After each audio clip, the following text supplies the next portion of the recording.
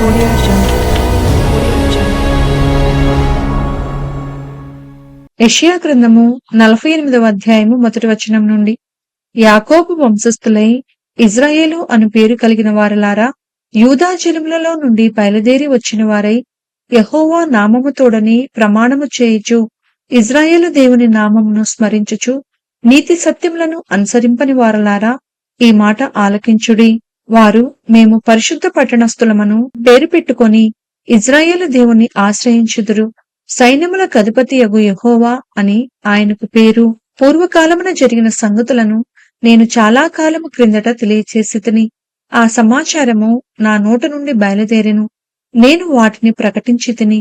నేను ఆకస్మికముగా వాటిని చేయగా అది సంభవించెను. నీవు మూర్ఖుడువనియు నీ మెడ ఇనుప నరమనియు నీ నుదురు ఇత్తడిదనియు నేనెరిగియుండి, నా విగ్రహము ఈ కార్యములను జరిగించిననియు, నేను చెక్కిన ప్రతిమ, నేను పోసిన పోత విగ్రహము దీన్ని నియమించిననియు నీవు చెప్పకుండునట్లు పూర్వకాలముననే ఆ సమాచారము నీకు తెలియచేసితిని.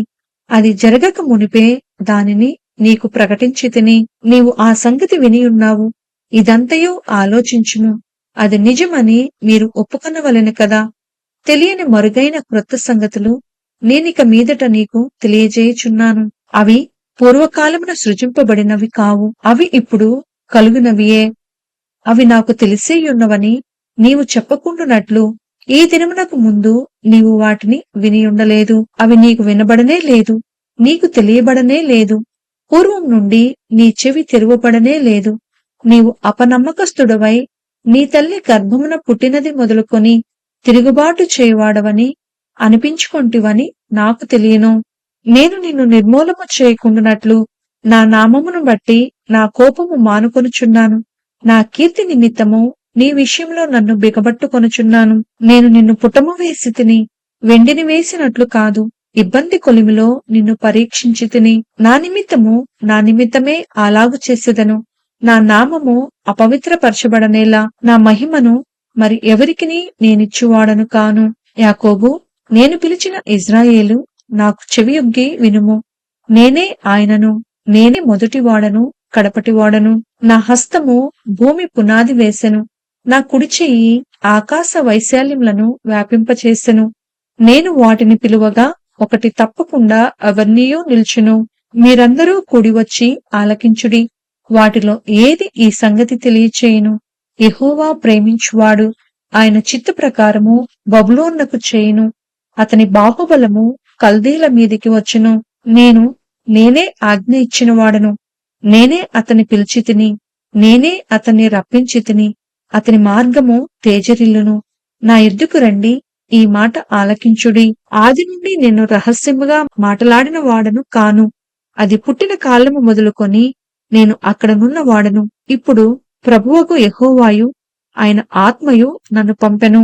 నీ విమోచకుడును ఇజ్రాయేలు పరిశుద్ధ దేవుడునైన యెహోవా ఈలాగు సెలవిచ్చుచున్నాడు.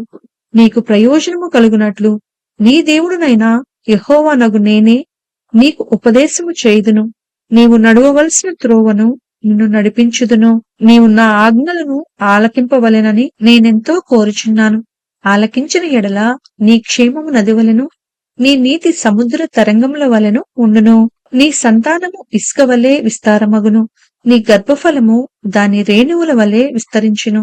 వారి నామము నా సన్నిధి నుండి కొట్టివేయబడదు, మరువబడదు. బబులోను నుండి బయలువెళ్ళుడి, కల్దీల దేశంలో నుండి పారిపోవుడి. యెహోవా తన సేవకుడైన యాకోబును విమోచించినను సంగతి ఉత్సాహ ధ్వనితో తెలియచేయుడి. భూదిగంతముల వరకు అది వినబడునట్లు దాన్ని ప్రకటించుడి. ఎడారి స్థలములలో ఆయన వారిని నడిపించెను. వారు దప్పికొనలేదు. రాతి కొండలో నుండి వారి కొరకు ఆయన నీళ్లు ఉబుక చేసెను.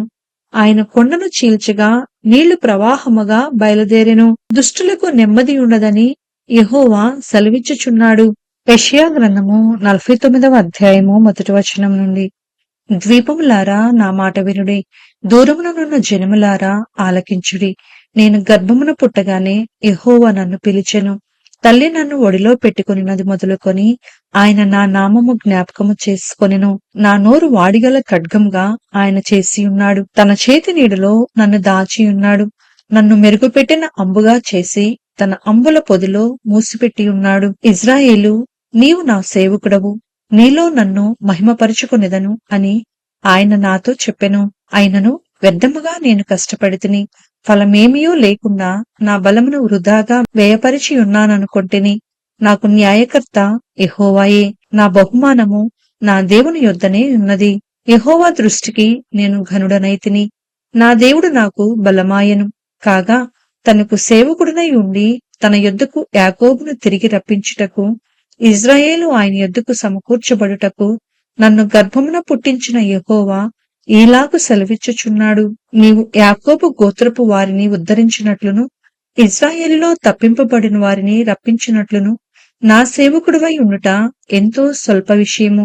భూదిగంతముల వరకు నీవు నేను కలుగచేయు రక్షణకు సాధనమగుటకై అన్ని జనులకు వెలుగై ఉండునట్లు నిన్ను నియమించియున్నాను. ఇజ్రాయేలు విమోచకుడును పరిశుద్ధ దేవుడు నగు యెహోవా మనుషుల చేత నిరాకరింపబడిన వాడును, జనులకు అసహ్యుడును, నిర్ణయాత్మల సేవకుడు నగు వానితో ఈలాగు సెలవిచ్చుచున్నాడు. యెహోవా నమ్మకమైన వాడనియు, ఇజ్రాయేలు పరిశుద్ధ దేవుడు నిన్ను ఏర్పరచుకొనెననియు రాజులు గ్రహించి లేచెదరు, అధికారులు నీకు నమస్కారము చేసెదరు. యెహోవా ఈలాగు సెలవిచ్చుచున్నాడు.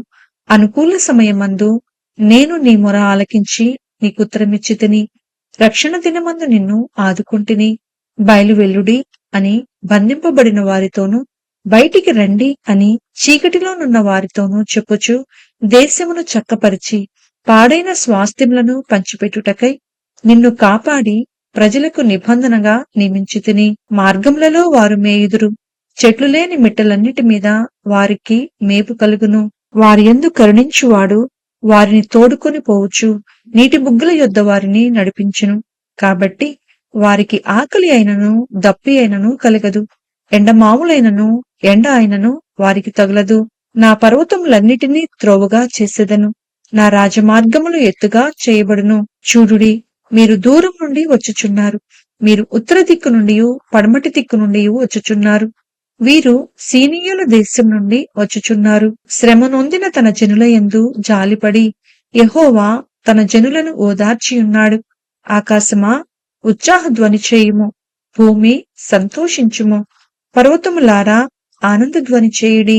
అయితే సియోను, యెహోవా నన్ను విడిచిపెట్టి ఉన్నాడు, ప్రభువు నన్ను మరిచియున్నాడని అనుకొనుచున్నది. స్త్రీ తన గర్భమున పుట్టిన బిడ్డను కరుణింపకుండా తన చంటి పిల్లను మరచిన వారైనా మరచుదురు కాని నేను నిన్ను మరువను. చూడుము, నా అరచేతుల మీదనే నిన్ను చెక్కియున్నాను. నీ ప్రాకారములు నిత్యము నా ఎదుటనున్నవి. నీ కుమారులు త్వరపడుచున్నారు. నిన్ను నాశనము చేసి నిన్ను పాడు చేసిన వారు నీలో నుండి బయలువెళ్ళుచున్నారు. కన్నులెత్తి నలుదిశలా చూడుము, వీరందరూ కూడుకొనుచు నీ యొద్దకు వచ్చుచున్నారు. నీవు వీరినందరినీ ఆభరణముగా ధరించుకొందువు. పెండ్లు కుమార్తె వడ్డాణము ధరించుకొనున్నట్లు నీవు వారిని అలంకారముగా ధరించుకొందువు. నా జీవము తోడని ప్రమాణము చేయుచున్నానని యెహోవా సెలవిచ్చుచున్నాడు. నివాసులు విస్తరించినందున పాడైన నీ చోట్లను, బీటీ స్థలములను నాశనము చేయబడిన నీ భూమియు వారికి ఇరుకుగా ఉండును.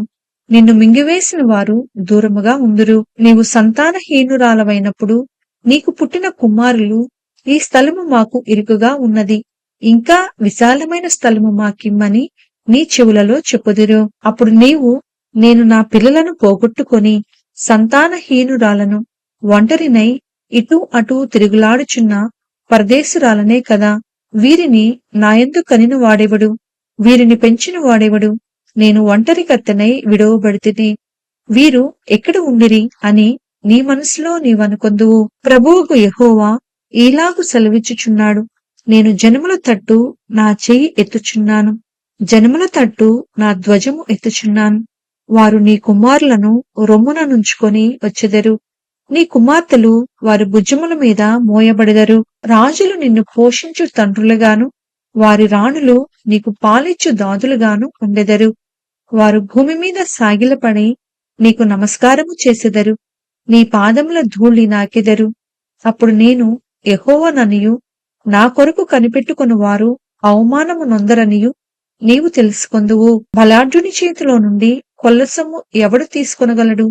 భీకరులు చెరపట్టిన వారు విడిపింపబడుదురా? యెహోవా ఈలాగు సెలవిచ్చుచున్నాడు, బలాఢ్యులు చెరపట్టిన వారు సహితము విడిపింపబడుదురు, భీకరులు చెరపట్టిన వారు విడిపింపబడుదురు. నీతో యుద్ధము చేయు వారితో నేనే యుద్ధము చేసేదను, నీ పిల్లలను నేనే రక్షించేదను.